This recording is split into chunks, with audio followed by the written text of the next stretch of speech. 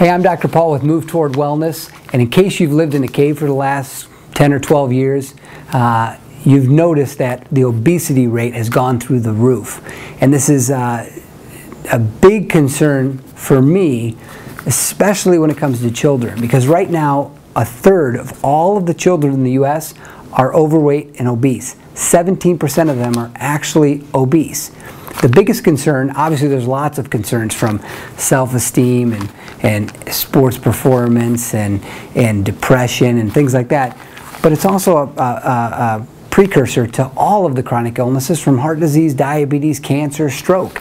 And if kids are getting heavier younger, that means they're going to have more of the same problems that are plaguing older patients, but it's going to happen a lot sooner in their life. So when something's as big of an issue as childhood obesity or obesity, people are going to be researching and studying and trying to find a solution. Well, you have to be careful when you're looking at the information that comes out about what the problem is and where it's coming from and what the solution is. I grabbed a USA Today in an airport the other day, and this article struck me, or caught my attention. Study finds genes behind childhood obesity risk. So at first glance you think, oh my gosh, that's phenomenal. Finally there's an answer. We found the genes behind the obesity risk. It starts out to say that scientists have discovered 2 gene variants that appear to play a critical role in the development of common childhood obesity.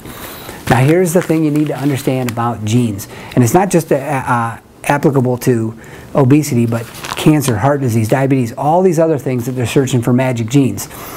Our genes haven't changed in thousands of years, yet the obesity rate and chronic illness rate has gone through the roof. So over the last 20 to 30 years, the obesity rate has gone up dramatically. So if you graphed it out, you'd see a line going up rapidly. Now if we graphed out the gene, how much our genes have changed, it hasn't changed at all.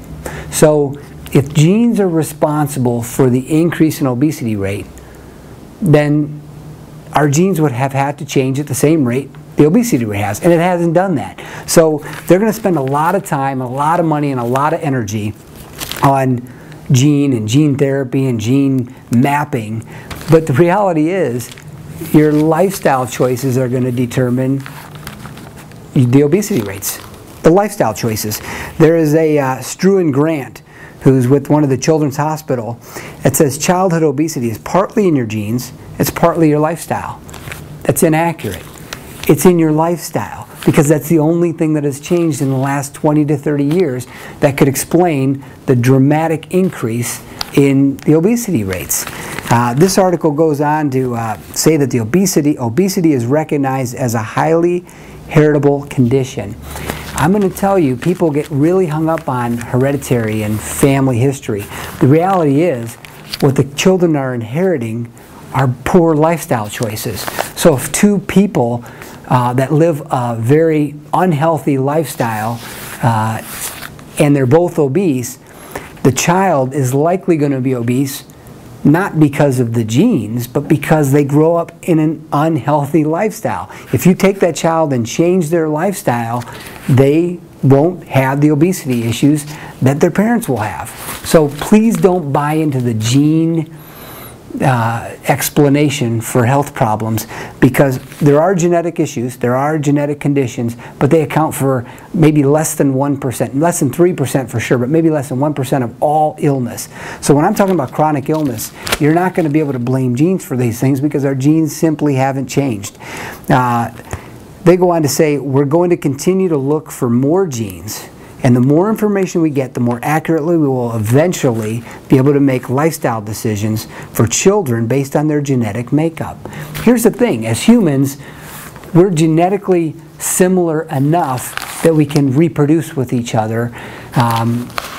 So we all need pretty much the same food, same amount of exercise, and the same lifestyle. So no matter what they find out about genes, what I'm teaching on this website and the information that I'm going to keep giving you is the information that will never change. Your child isn't so specific, because say they do a gene mapping on a child and they say, well, yes, you have this genetic marker, you have this specific gene. Well, that gene can never be expressed, or it can be expressed.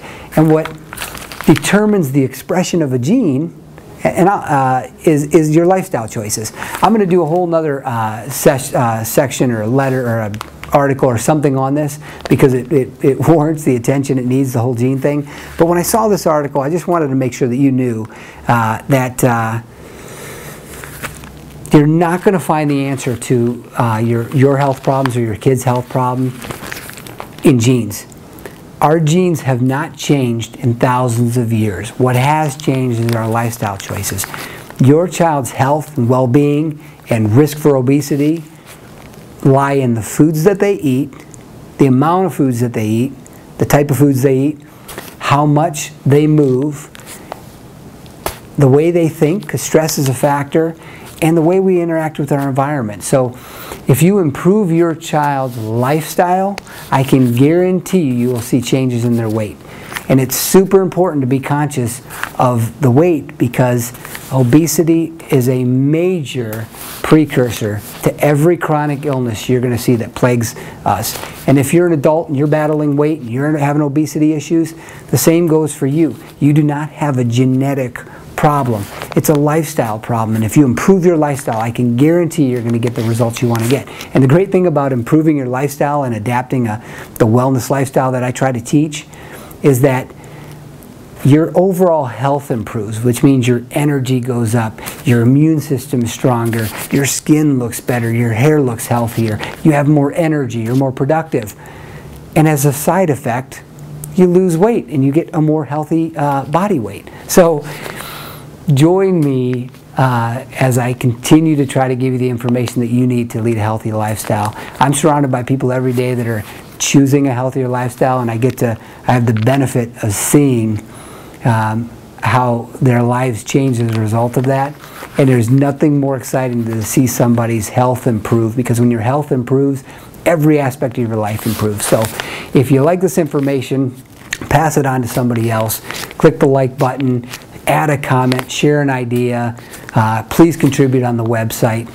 Until next time, I appreciate you listening to me. I value your trust. And remember, the more and more money and time and energy that gets spent on gene and gene research, the more stuff you're going to read in newspapers and articles and hear on the news. But the genes haven't changed. Your genes are not responsible for the chronic illnesses and aches and pains and stuff that you're dealing with and your friends are dealing with every day. So until next time, thanks. Please pass the information on. Take care.